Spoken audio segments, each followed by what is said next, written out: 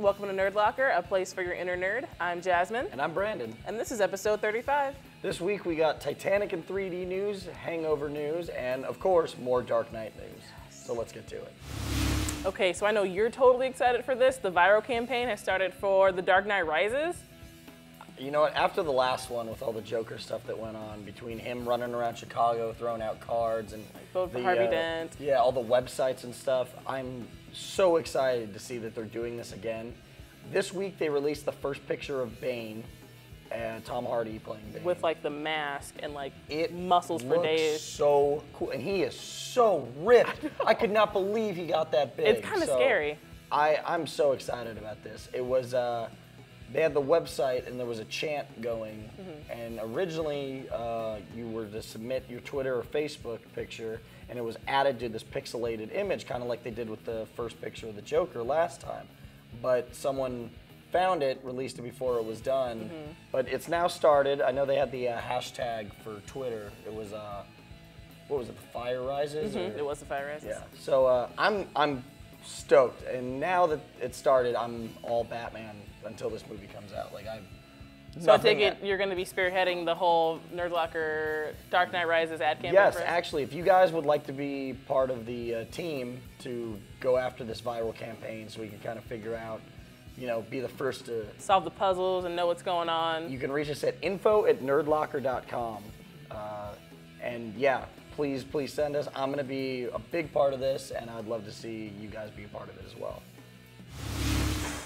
All right, so it's been announced that in April of 2012, Titanic will be returning to the big screen in 3D. I'm going to be honest with you guys, this is not anything I feel like talking about. We don't really want to talk about it. We're going to send it to our experts, Cubby and Bobby. Take it away.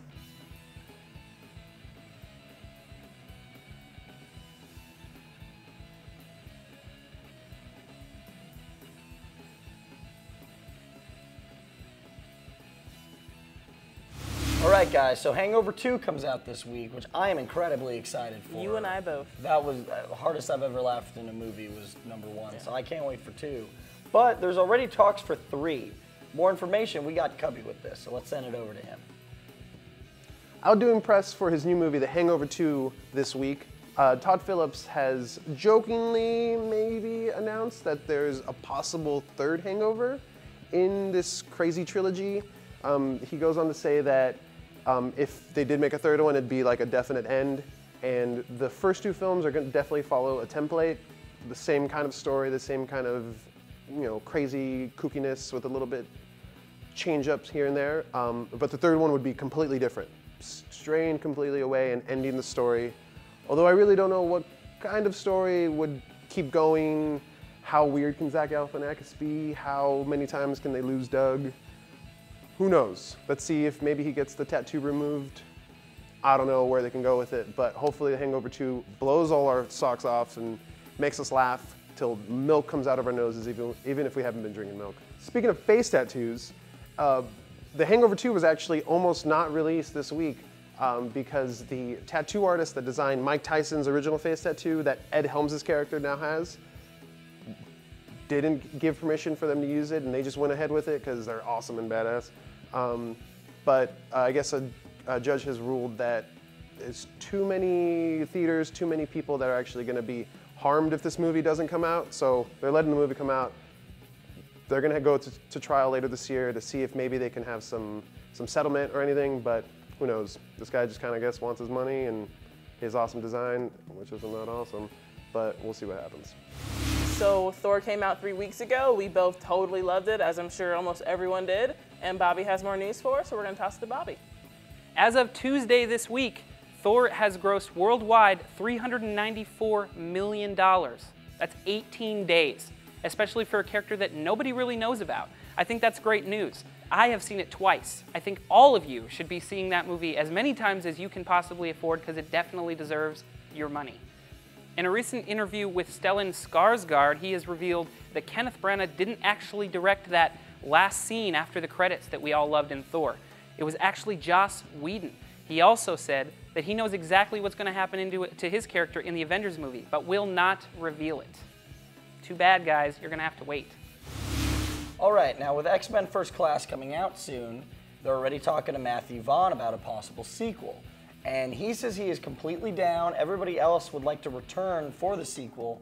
The only thing they have to do is cast a new villain. That's pretty easy. He's also spoken about possibly having Patrick Stewart and Ian McKellen show up and play themselves in like a flash forward kind of scene.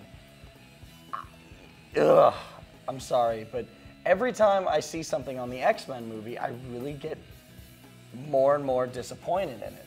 And the one that really pissed me off, the last thing I saw, was they credit Pixie as Angel in the movie. And I know I'm nitpicking, but that's your right as a fanboy to nitpick, I feel like. You know? See, and that's how I feel about it. I got nothing on these movies. But you know what I find funny is that any comic movie that we don't like as fanboys and fangirls, respectively, people who don't read comics, like the rest of the world loves. Yeah, I mean, it could be a good movie, but I just feel like I'm a lost cause on it because I'm not going to like it because they're not doing I it still have hope, but the hope's there. And I think it's there for every movie that you know is a comic, but I want it to be good. I just want like a little bit of redemption and just entertainment.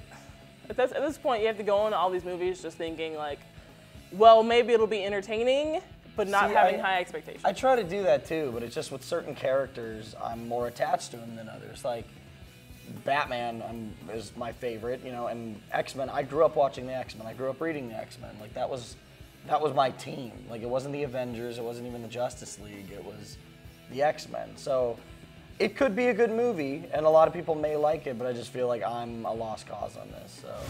Hey there, nerds. Jasmine here with my pick of the week. It is actually a series on Netflix called America, the Story of Us. It's like a cool documentary series about the progression of this country, and it's really cool, and does this make me a nerd? Yes, it does, and it was awesome. What's up, Internet? Brandon here, and my pick this week is BioShock 1 and 2. I'm back on Xbox. I finally got it back, and I've been living in rapture since I got it, so that's what I've been doing. Hey guys, Bobby here with my pick of the week. I have been watching Being Human Season 1 all week on Netflix. It is amazing, and I'm only watching the American version. I did not catch the British version. I don't care to. I don't want the background. I just wanted to see a very Americanized version, and it is great. Not just because of action scenes and very True Blood-esque type of vampire history, actually because of the interactions between all of the characters. The facial expressions are great, and you really learn about the characters just through their interactions rather than background story and all that stuff that usually gets in shows. I have to suggest watching Being Human Season 1. Hi guys, it's Cubby, and with my pick this week, I picked Modern Warfare 2. I know the new trailer just came out, but it's got me hyped up into the whole Infinity Ward Call of Duty. That's where I've been. I've been playing on Rust, I've been on Scrapyard, I've been just all over those multiplayer maps.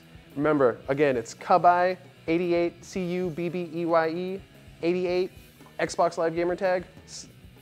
Let's get it on. Hey there, interwebs. This is Steven here with my pick of the week. This week, I'm going for League of Legends. I've been playing it a lot recently. I just got into it about a month ago. I'm loving Cho'Gath as my character. If you're on there, pick me up, Ragonite, R-A-G-O-N-I-T-E. I am loving the game, though. It's definitely one where once you get to the higher levels, people start to take it a little too seriously, and so I am kind of getting to the point where it's just like enjoy it, but a little shady with it, but it's still a lot of fun. So if you haven't played already, it's free to play. You download it onto your computer, and like I said, free to play, so no worries. And the way they make their money is there's a point system to be able to buy characters, and you can either pay for them, or you can just earn them by playing the game, which I love those kind of systems for free-to-play games where it's your choice if you want to pay or not. It's not an obligation. So check me out. All right, that's going to do it for episode 35, but be sure to check us out on Facebook, Twitter, and nerdlocker.com. I'm Brandon. I'm Jasmine. You guys have a nerdy week.